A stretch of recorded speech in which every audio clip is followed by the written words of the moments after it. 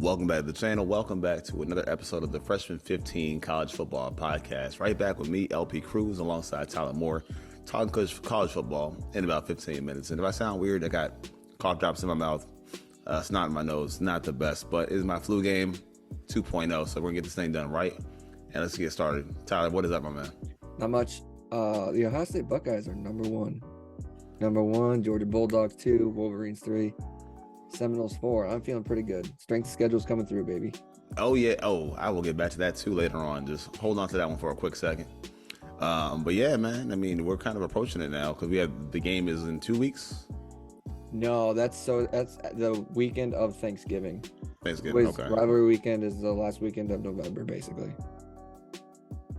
Yeah, so I mean, it's all happening pretty fast, man. We got a lot of interconference games too that matter this week. So, man, let me not mess around too much. Let's hop back. So, actually, what I wanted to do today is last week, if I recall correctly, your upset pick was the Saturday Spotlight, right? And mine was a separate upset pick. So, let me kind of revert back to last week, the upset pick.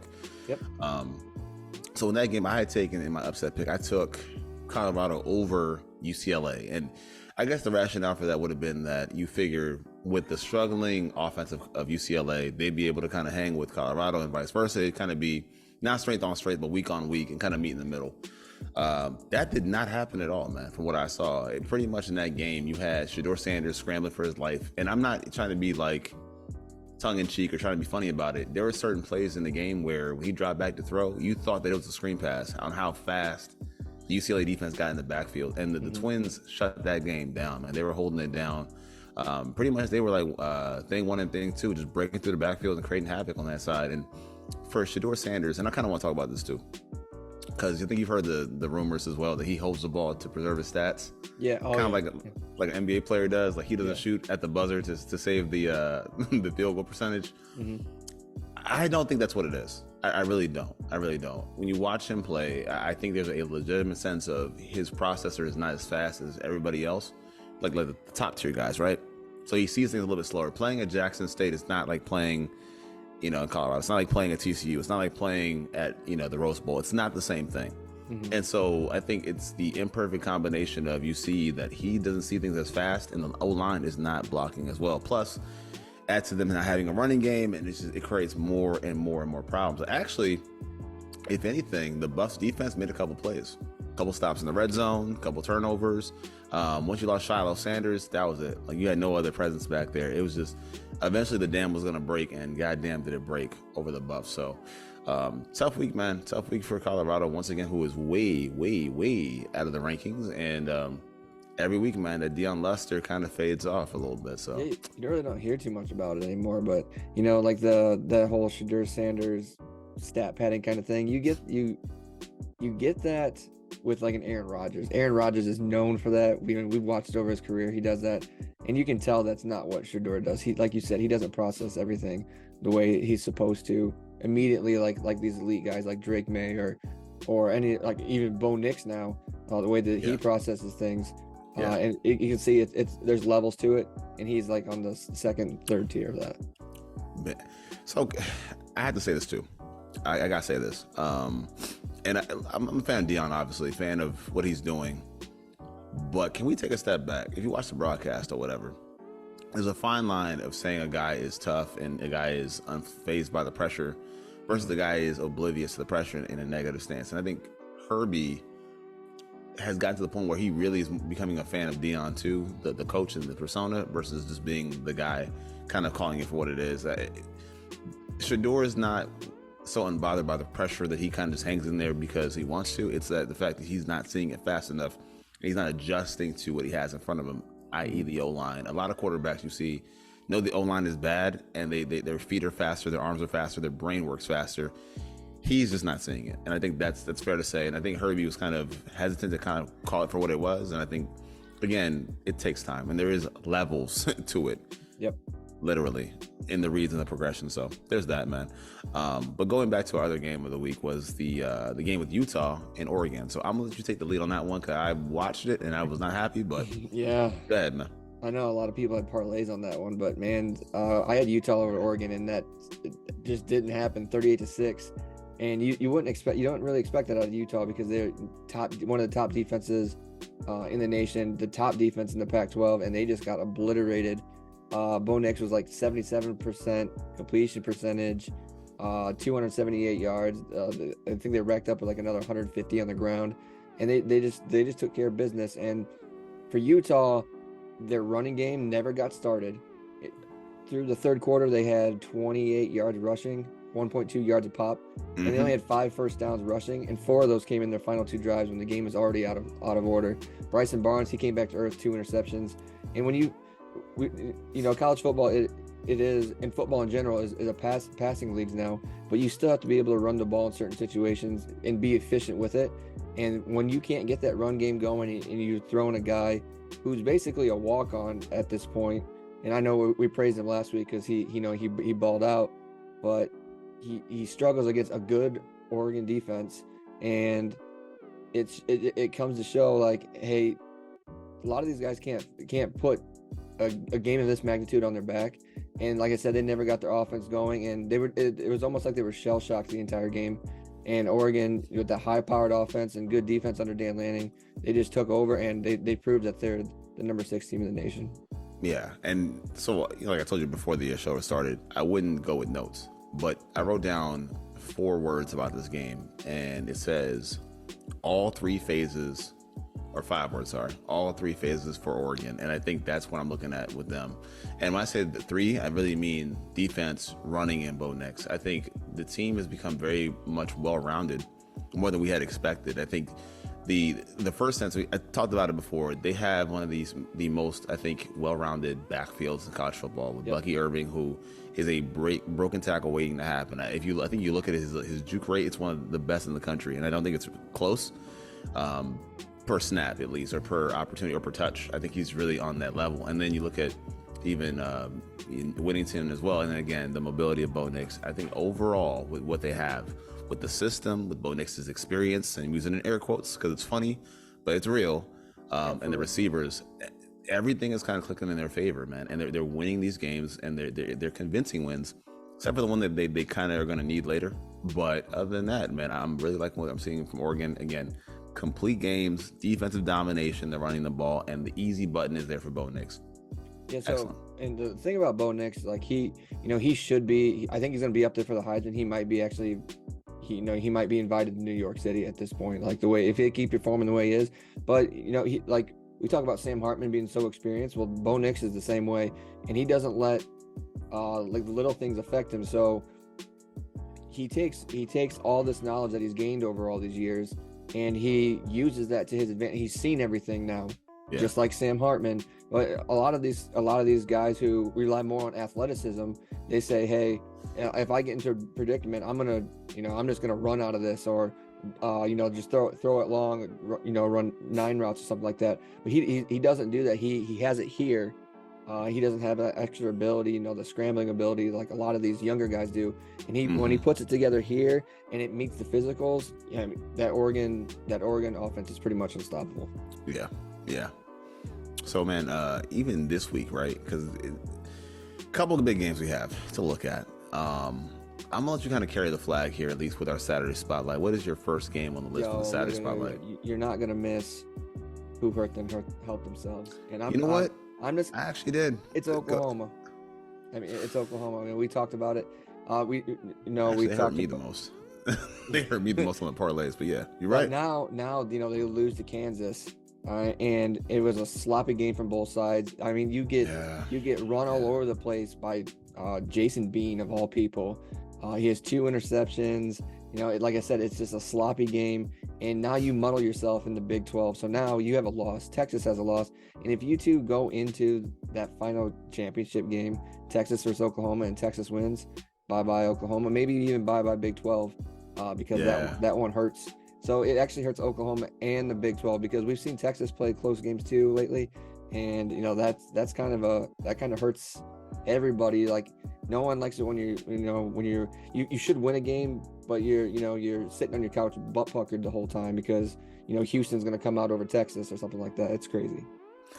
You know what, man? Actually, I almost missed that one, but they were my parlay, man. I had a nice little parlay going. I was just picking the pretty much picking the favorites the entire day and with Sunday as well. And that was the one because you had like the weird like weather delay for a couple hours or like an hour some change, and you kind of felt like, okay, you're starting off slow, you're gonna find your momentum.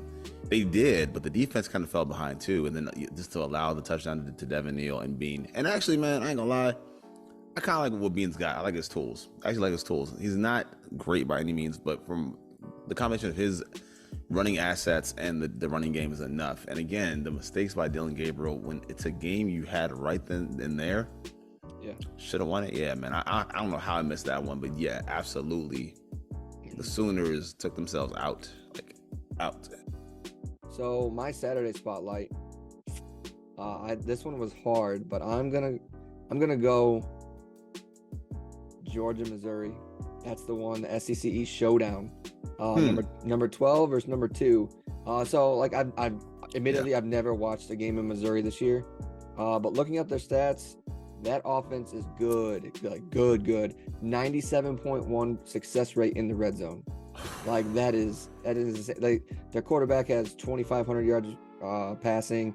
He is a dual threat quarterback, and Brady Cook is his name. And they have a wide receiver who's 5th in the nation receiving yards. He's got 61 receptions for like 900 and some yards. That offense is good. And if Georgia starts out slow like we've seen them do, and the only team that they've had in common so far, I believe, is Kentucky. And Missouri took care of Kentucky too.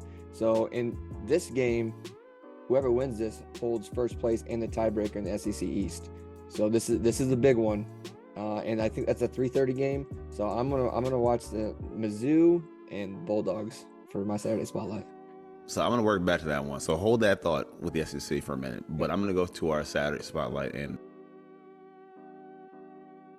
I'm saying, man, it's not going well over here. But I'm gonna stick it to the Pac-12, and it's obvious for me. Yeah. It's gonna be UW and USC, and I've had this game earmarked for a long time. It's kind of lost a bit of its steam with USC struggling, but I watched a little bit last week too. I watched a little bit of Stanford and UW, and saw some struggles again with Penix. Not quite as sharp, as efficient, and really, I think the Heisman race here is kind of. I'm gonna say it's Penix first, but there is guys kind of working into that conversation, who I'll talk about in a second, and it's still Caleb Williams. And I think that the more we get into it, it's really for Penix to run with it, and not only run with that, but secure his foothold in where we sit. Because a loss here, in any capacity, you then walk back Oregon into the conversation. Yep. So it's really on Penix to hold serve for the Heisman, but also for the Huskies to hold serve on where they stand in the CFP and just trying to get into the conversation. I think it's one of those things where you cannot look back. And the loss is so critical here for them that you really cannot look back. You have to win this game. And that's where my area of concern lies with Penix, the Huskies, even USC. Jeez, man, I got that cough button ready. But that's where I said that. So for me, my spotlight game has to be UW and USC. Which is crazy because, like, looking at what Vegas gives them, they're only giving Washington a 3-point favorite with as bad as USC's defense is. So what do you think about UW here? Like, they have a good offense, but they've struggled recently, and it's kind of crazy that they're saying, hey, it's only going to be a 3-point game, and you're giving them 3 points because they're playing in the Rose Bowl. But you would think with as good as Michael Penix is, that should be like a 9, 10 point, 11 point favorite for UW. But to swing a little bit farther back into your Heisman thing that's creeping up in there, and I called this in the very first episode as the season started, Marvin Harrison Jr. sneaking up. I think he's like 6th right now, plus 2,000 odds, but he's there, and I believe if they continue to win and he keeps putting up, his 150, 180 yard games, when that game comes down to Ohio State and Michigan, he's playing for that Heisman in that game, and my dark horse is going to win the Heisman. So I think everybody's like inching in. That's it. Yep. Everybody's kind of like creep. And so these games are pivotal. Again, he's, I think, holding the flag. Like, he's, has the inside track. But the more these games are kind of close, and the more these games are kind of not as assured, that's kind of where we're sitting at. Also, let's bear in mind that in the last couple weeks, the UW defense is kind of taking a step back because you got into a close race with a lot of big plays allowed to Stanford, some big plays that were allowed to Arizona State at home in Seattle. I think that's kind of where we're sitting at, is there's a bit of a step back in both the offensive side and the defensive side. Hence why you have the point margin by Vegas. That's why you're seeing it. And I think that's why this game matters and it bears monitoring. If there is an upset that could possibly happen for UW, I think more so it might be not this game in particular, but again, I think the orange light or the check engine light is on. Yeah, so my upset pick, I'm going to swing over to the SEC West here, and I'm going LSU over Alabama. You got it too? Yeah, man. Yeah, you go ahead and take it then. All right, so couple things that I'm looking at, and that's Jaden Daniels. Right now, he's smoking. Right now, he's red hot. And going back to that loss with Ole Miss, they've recovered pretty well. And you talked about Missouri before. Yeah. And I think that it's weird that Missouri is ranked ahead of this team because they beat them. LSU beat Missouri. Mm-hmm. So now you have them sitting with 2 losses, but they're reasonable losses. The first loss is in the opener to the Seminoles. You lose to Ole Miss again in a shootout. And Malik Neighbors has been that guy this year. And I like where LSU is sitting at right now. And you're 1 game back in the SEC West. So it's all about the seeding right now, all about the standings. And man, I think what you have going on right now is that, of course, you got to stop Dallas Turner. Guy's a monster.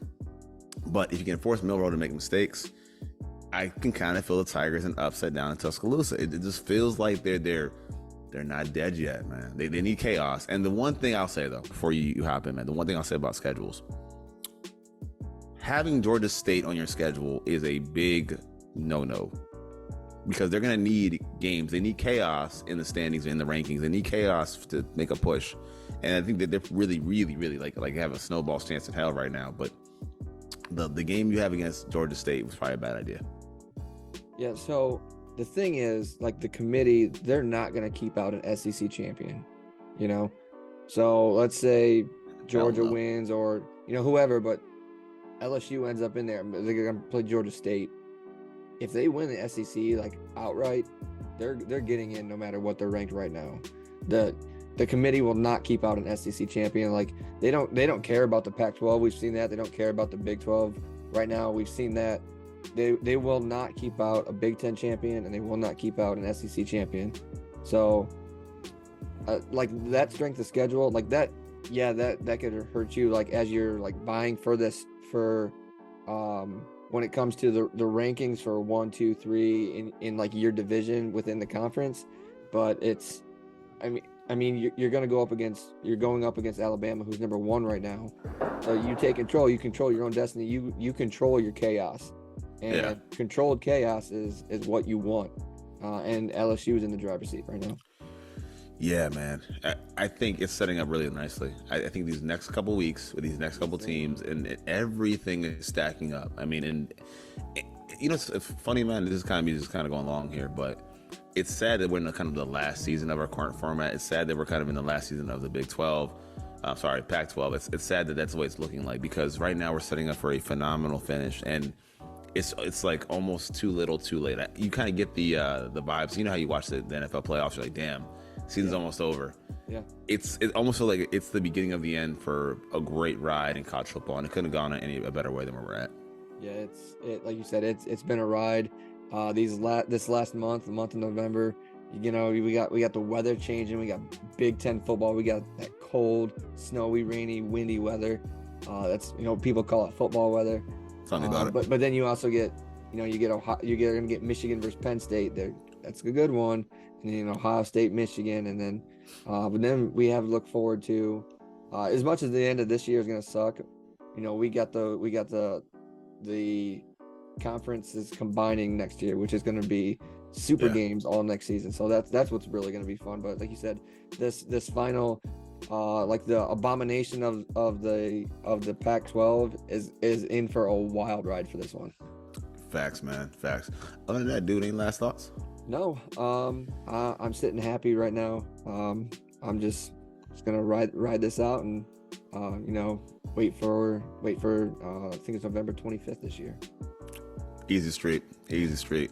As the show was, guys. Also nice and easy. Also is easy as well. Hit the like button, hit the sub button for more vids like this on the Freshman 15. And as always, I'm LP Cruz from my man Tyler Moore. This has been the Freshman 15. And peace. Peace.